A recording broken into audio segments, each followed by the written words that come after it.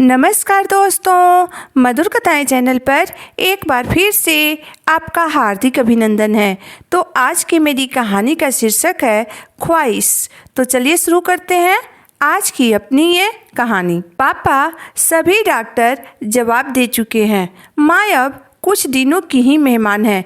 अनिल ने अपने पिता सुरेश जी से कहा। सुरेश जी ने तो जैसे कुछ सुना ही नहीं। उनके कानों में तो सिर्फ डॉक्टर के शब्द गूंज रहे थे कि आपकी पत्नी अब कुछ समय की ही मेहमान है।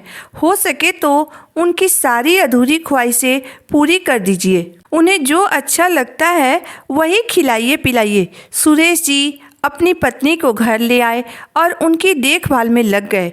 इस उम्र में उन्हें अपनी पत्नी की कीमत समझ में आ रही थी जब वह इस दुनिया से जाने की तैयारी में थी।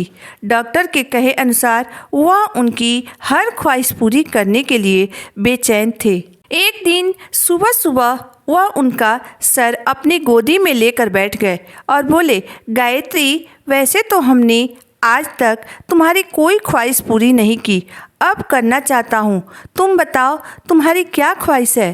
पति की बात सुनकर गायत्री जी बोली, सुनिए जी, शादी के बाद औरत की कोई ख्वाहिश कहाँ रह जाती है, और अगर होती भी है तो उसे पूरा कौन करेगा? अब छोड़िए भी, हमारे पास अब वक्त ही कितना बचा है। हमारे मन में जो ख्वाहिशें हैं इतने वक्त में तो एक भी पूरी नहीं हो पाएगी। उनमें से कई ख्वाहिशों से जुड़े लोग अब इस दुनिया में नहीं हैं। तुम कह कर तो देखो, हमसे जो बन पड़ेगा हम वह ज़रूर करेंगे। गायत्री जी एक हल्की सी मुस्कुराहट के साथ बोली, अनिल के पापा, हम शादी के बाद कभी अपने मायके अपने मन से नहीं जा पाए। जब भी गए आपने हमें अपनी कड़वी बोल से रुलाया। आपने और आपकी माँ ने तो मुझे इतने बंधनों में जकड़ कर रखा कि मायका का हर रिश्ता ही छुड़वा दिया। आज तक हर शादी ब्याह में साथ लेकर गए और उसी दिन रात में ही भागते हुए लेकर चले आए। कभी सोचा आपने कि हमारा भी मन करता है एक रात अपने माँ बाप, भाई बहन, चाचा ताऊ, मामा मौसी, बुआ सबके साथ रहने का? लेकिन आप तो मुझे कमरे से बाहर ही नहीं निकलने देते थे। हमारा बड़ा मन करता था कि हम भी वहाँ अपनी सब बहनों की तरह 2 दिन रहकर सबके साथ हंसी ठिठोली करें, लेकिन आपने कभी यह बात समझी ही नहीं। शादी के बाद मैंने कोई छोटा सा त्यौहार भी अपने मायके में नहीं मनाया। जीवन भर तरसती रह गई इस बात के लिए कि कभी तो हमें किसी त्यौहार पर मायके जाने का मौका मिले। सब लड़कियों को हर मौके पर मायके आते जाते देख मेरे मन में पीड़ा होती और मैं अपने आप से सवाल करती कि हमारे लिए ही यह सब इतना कठिन क्यों है। तब जवाब मिलता, क्योंकि तुम्हारा पति तुम्हारी ख्वाहिश नहीं समझ पाता है, इसलिए तुम्हारी ये छोटी छोटी ख्वाहिशें भी पूरी नहीं हो पाती है। अब आप बताइए कि क्या आप हमारी यह ख्वाहिश पूरी कर पाएंगे? क्योंकि अब न तो मेरे माता पिता रहे और न वह भाई बहन रह गए जिनके साथ समय बिताने का मेरा बहुत मन करता था। जब मैं ब्याह कर आई तो मेरा बड़ा मन करता था कि आप हमें कहीं घूमने ले जाएं, मूवी दिखाने ले जाएं, हम लोग भी हनीमून पर जाएं। लेकिन ससुराल आते ही घर गृहस्थी की बागडोर हमारे हाथों में सौंप दी गई। आपके साथ समय बिताने के लिए, बात करने के लिए तरसती रही मैं, परंतु आप हमारे पास फटकते तक नहीं थे। आपका साथ बस चंद मिनटों के लिए ही मिलता था मुझे। आपका काम खत्म होते ही आप करवट लेकर सो जाते थे, फिर कोई मतलब नहीं रह जाती थी आपका मुझसे।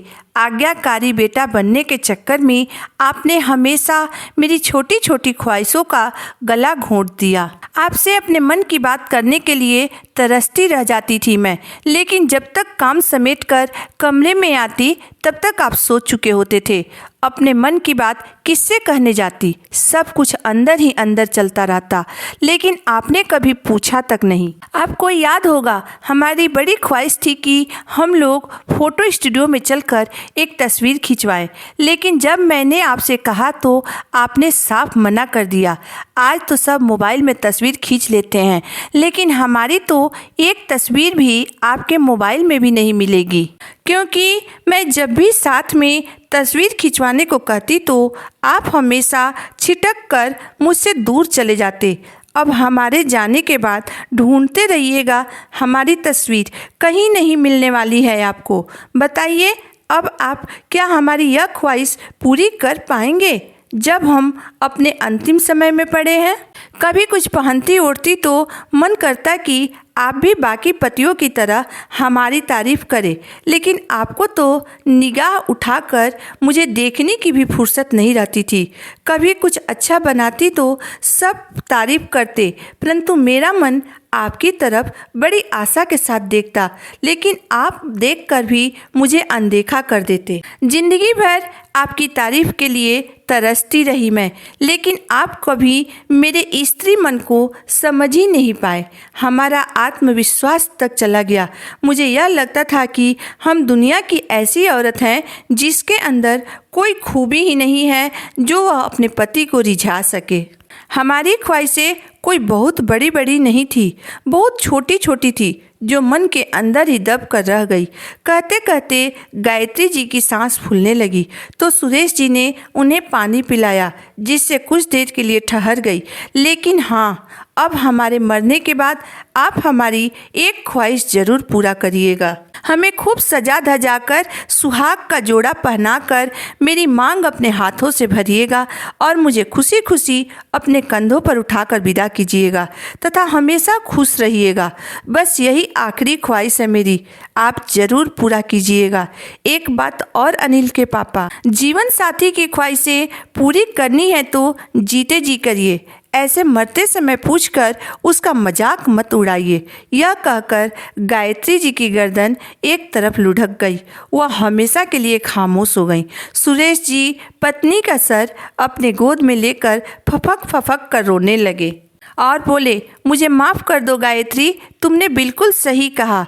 तुम हमेशा हमारी आंखों के सामने रही और हम हमेशा तुम्हारी अवहेलना करते रहे। कभी तुम्हारे मन में दबी हुई ख्वाहिशों को समझने की कोशिश नहीं की। दोस्तों, ऐसा क्यों होता है?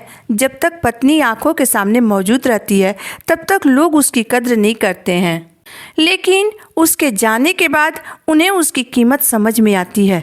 तब कोई फ़ायदा नहीं होता है, क्योंकि जाने वाली तो तरस कर चली जाती है, फिर बाद में पछताने से क्या फ़ायदा। आपको मेरी कहानी कैसी लगी आप मुझे ज़रूर बताइएगा।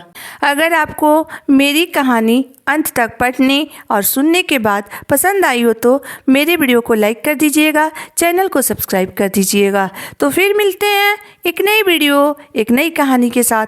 तब तक के लिए धन्यवाद।